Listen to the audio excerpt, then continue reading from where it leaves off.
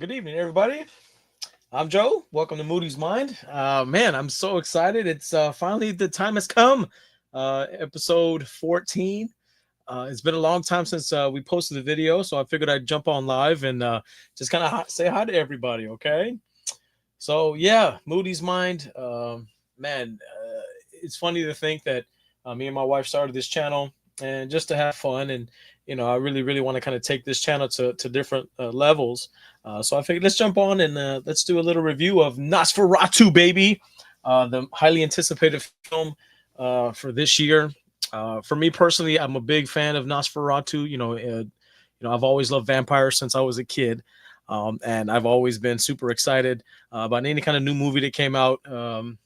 Recently we get inundated with a bunch of films that come on Netflix and Prime and all this stuff. So we have a lot of movies at our disposal. So yeah, I wanted to jump on here, talk about Nosferatu, and me and the wife went to go watch it Christmas Day. So the day it came out, it was released on the 25th. So we decided to go in there, check it out. My wife hadn't seen the original, and what's going on, right? My man Underwood up to no good. It's all good, Bubba. My wife's in the house. Hi, honey. So yeah, we had my wife hadn't seen the original, and I've seen the original film from the silent film back from 1922. Man, I can't even tell you how many times I've seen it, and it's kind of like it's not everybody's cup of tea. The original film. For me, it's, I've always liked it. So going into this new film, I was super excited to kind of watch it and see, what this new adaptation would be like. So, I mean, everybody loves Robert Eggers. I've seen The Lighthouse. I've seen some of his work, and he's fantastic. He's a young director, and I think he's great. No difference in this film. I think he did a fantastic job directing the film. And again, I'm not a professional in terms of understanding what goes into filmmaking and all that stuff. I just realized that when a film is good and the quality is good, and the movie kind of goes with a certain pace, you can tell that it was well directed. So yeah, nothing short of amazing here. The actors and actresses, man, Nicholas Hoult, I love that guy. He was a great actor. He was good in this one. He plays a character called Thomas Hutter. Played it very well. He was in The Menu, from what I can remember recently off the top of my head. He was in Renfield and a couple other films, and he's just hot. He's a great actor. Lily Rose Depp, of course. Yeah, honey, Lily Rose Depp. She acted her booty off. She did, as we all know, as Johnny Depp's daughter. She was fantastic. A lot of emotion. The film, from start to finish, carried a lot of weight. It was full of dread, and she really kind of carried that throughout the entirety of the film. She was fantastic. Bill Skarsgård, this guy. I mean, what is there something this guy cannot do? Known for playing Pennywise. He's been in a bunch of movies lately, and as Count Orlok, he knocked it out of the park, man. This guy, he did a very interesting voice. You couldn't even tell it was him, based on the get up and the special effects or the makeup effects and everything like that. Had a very unique look to him, and you couldn't even tell it was him. And he was amazing. This guy's been popping up a lot. Aaron Taylor Johnson. He's been in a lot of films as of late. He was okay in this film.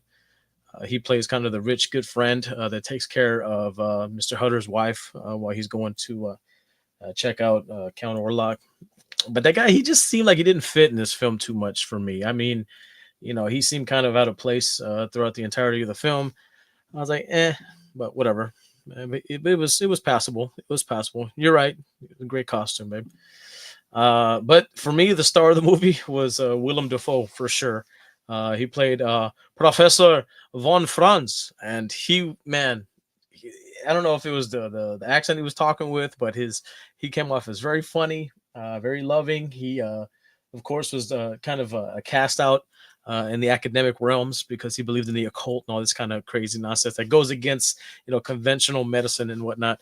But he was he was hilarious to me.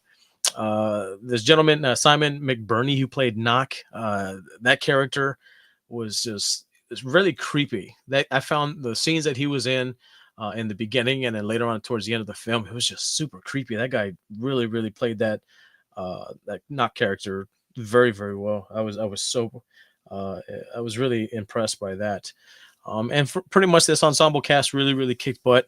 I was kind of nervous because everybody in today's world is so critical of films. Everybody's a critic. Everybody, is so sensitive to certain things, and everybody is so critical of certain stuff that they don't agree with. And it's okay to have a difference of opinion. But from start to finish, the tone of the film, the direction of the film, the score was amazing. Um, the sound effects, the visuals, everything that you can imagine to kind of put all this film together really hit on all cylinders. I really can't think of anything that was lacking in this film. From start to finish, in the very beginning of the film, you get this really good jump scare. As the film progresses, you get a lot of these kind of like little visuals that just kind of jump out at you. The lighting is made very well. Um, and as the story progresses, of course, it kind of follows a traditional story plot of the original. Obviously, it doesn't really reinvent the wheel, but it's very current and up to date with the standards of um special effects and makeup effects and all that stuff. So you get that vibe of the original, the OG, but then it's kind of transferred into modern times to where people can understand the storyline better, and it's really, really impressive. The film does not disappoint, and if you haven't seen it, I don't think I've given away too many spoilers in this little video that I'm dropping. But it's, you got to go see it. You have to at least say you saw it, and then formulate your own opinion about the film, because that's what this is all about. Going out and enjoying yourself, watching new things. Like me and my wife are big movie goers, big movie lovers.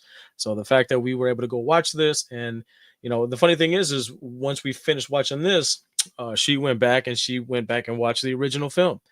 And she honestly thinks she fell asleep after about maybe 30 minutes into it. But hey, at least it kind of gives you that ability to go back and watch old movies and compare, and actually give you the opportunity to formulate what it is that you like about certain things. Yeah, but yeah, she really did fall asleep. I'm not gonna lie. Let me see here. So yeah, this is one of the posters for the film. Succumb to the darkness, of course. So yeah, let me see. Here we got a comment section here. Let me see. Of course, my honey. She says, "I love the way that they made Orlok such a presence, even when he wasn't clearly in the scene." Absolutely, there was this ominous dread throughout the entire film. Like, you felt like even though he may not have been there physically, he was just a presence. Spiritually, psychologically, he was there. He was always there, just kind of like a like yeah. This references the film a lot, but he was like a mental plague throughout the entire film. Like, he always was, he was there in the outside of your mind. Like, man, he was like, he could, it felt like he could control you, but without having to control you. It was really, really crazy. So yeah, it was pretty deep. It was intense, very sexual. There were some pretty good uh erotic scenes that went on during the film, and I thought it was in good taste. It wasn't too crazy. Especially to, if anybody's seen what's that film with Demi Moore, The Substance. That film was just bananas.